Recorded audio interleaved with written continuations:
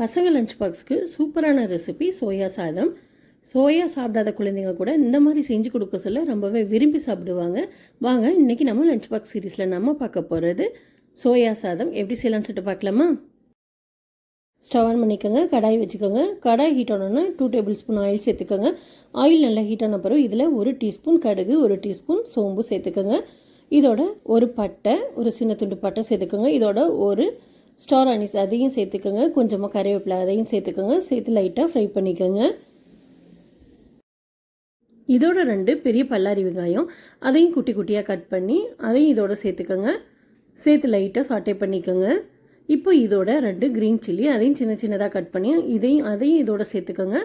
இதுக்கு தேவையான உப்பையும் சேர்த்துக்கோங்க. சேர்த்து லைட்டாக வதக்கிக்கோங்க. வெங்காயத்தோட கலர் லைட்டாக சேஞ்ச் ஆகணும், கண்ணாடி பதத்துக்கு வரணும், அந்த அளவுக்கு லைட்டாக வதக்கிக்கோங்க. இப்போ இதோட 1 table spoon ginger garlic paste சேர்த்துக்கோங்க. சேர்த்து இதோட பச்சை வாடை போகிற அளவுக்கு நல்லா வதக்கிக்கோங்க. இதோட 2 பெரிய தக்காளி அதையும் சின்ன சின்னதாக கட் பண்ணி இதோட சேர்த்து இதையும் நல்லா வதக்கணும். இப்போ இதுக்கு தேவையான மசாலா சேர்த்துக்கிடலாம். 1 டேபிள் ஸ்பூன் தனியாத்தூள், 1 table spoon red chilli powder, 1/4 teaspoon மஞ்சள் தூள், 1 டேபிள் ஸ்பூன் சிக்கன் மசாலா இதையும் சேர்த்து நல்லா வதக்கிக்கோங்க. தக்காளி வெங்காயம் நல்லா மசிஞ்சு வரணும், மசாலா நல்லா சேர்ந்து வரணும், அந்தளவுக்கு நல்லா வதக்கிக்கோங்க. இப்போ இதோட 1 கப் சோயா சேர்த்துக்கிறணும்.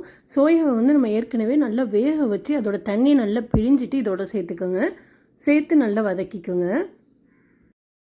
சோயாவை சேர்த்த பிறகு ஒரு 10 நிமிஷம் லோ ஃப்ளேமில் வச்சு குக் பண்ணுங்கள். அப்போ தான் காரம் உப்பு எல்லாம் சேர்ந்து வரும். இப்போ இதோட வடித்து வச்ச சாதத்தை சேர்த்துக்கோங்க. நான் இன்றைக்கி பாஸ்மதி ரைஸில் குக் பண்ண சாதத்தை சேர்த்துக்கிட்டேன். நார்மல் ரைஸில் குக் பண்ண சாதத்தையும் இதோட சேர்த்துக்கிடலாம். சேர்த்து நல்லா மிக்ஸ் பண்ணி எடுத்துக்கோங்க. இறக்குறதுக்கு முன்னாடி கொஞ்சமாக கொத்தமல்லி இலை தூவி இதை சர்வ் பண்ணி பாருங்கள். லஞ்சுக்கும் நம்ம லஞ்ச் பாக்ஸுக்கும் இதை கெட்டி கொடுக்க சொல்ல இதோட டேஸ்ட் ரொம்பவே நல்லா இருக்கும். கட்டாயம் இந்த ரெசிபியை ட்ரை பண்ணி பாருங்கள். சோயாவே பிடிக்காதுன்னு சொல்கிறவங்களுக்கு இந்த மாதிரி நம்ம டிஃப்ரெண்ட்டாக செஞ்சு கொடுக்க சொல்ல விரும்பி சாப்பிடுவாங்க.